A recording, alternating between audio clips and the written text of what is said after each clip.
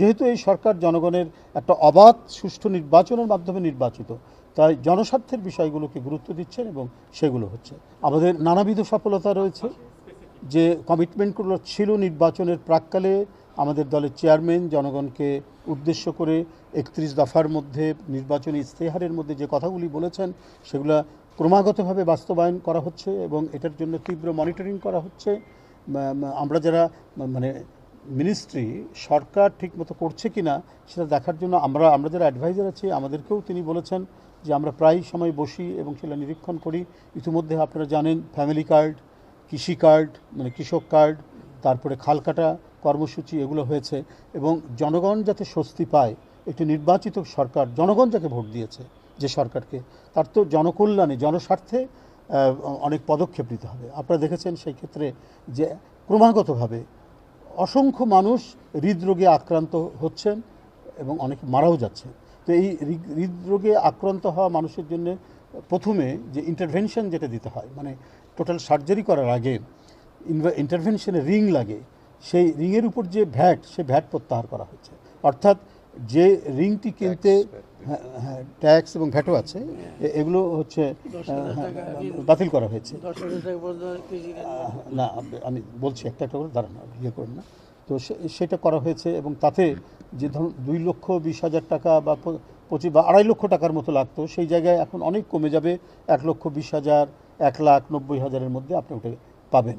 তারপরে আপনারা নিশ্চয়ই জানেন যে খুব দুরারোগ্য ব্যাধি, গরিব মানুষ যারা, হতদরিদ্র মানুষ যারা যারা ওই ব্যাধির চিকিৎসা করতে পারতো না, যেমন ক্যান্সার রোগ, কিডনি রোগ, তারপরে থ্যালাসেমিয়া, তারপরে হৃদরোগ, এই হতদরিদ্র মানুষ আগে পেতে হচ্ছে 50,000 টাকা, সেটা বৃদ্ধি করে করা হয়েছে 1 লাখ টাকা এবারের বাজেটে, এই সরকারই করেছে।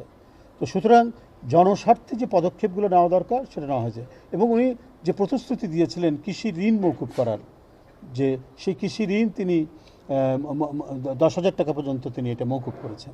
তো এগুলো প্রত্যেকটাই হচ্ছে জনস্বার্থে গুরুত্বপূর্ণ পদক্ষেপ। যেহেতু এই সরকার জনগণের একটা অবাধ সুষ্ঠু নির্বাচনের মাধ্যমে নির্বাচিত, তাই জনস্বার্থের বিষয়গুলোকে গুরুত্ব দিচ্ছেন এবং সেগুলো হচ্ছে। আর আপনি যেটা জুলাই বললেন, নিশ্চয়ই জুলাই একটি বিপ্লব এদেশে অনুষ্ঠিত হয়েছে। এটি গণতন্ত্রের জন্য, গণতন্ত্রকে শক্তিশালী করার জন্য, এবং যে লড়াইটি বিএনপির নেতৃত্বে 17 বছর বিভিন্ন রাজনৈতিক দল করছিল, সেটির একটি চূড়ান্ত বহিঃপ্রকাশ ঘটেছে।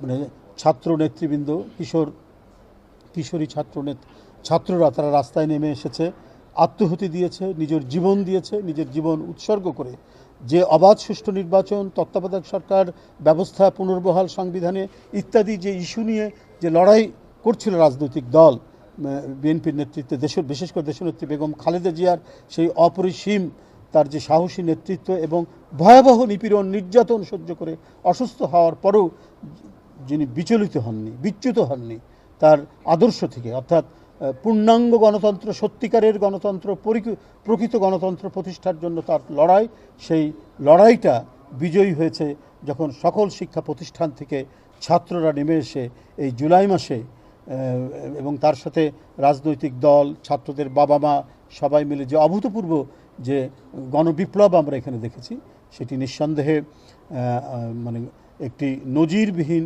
ঘটনা এবং ইতিহাসের একটি উজ্জ্বল অধ্যায় হিসেবে থাকবে।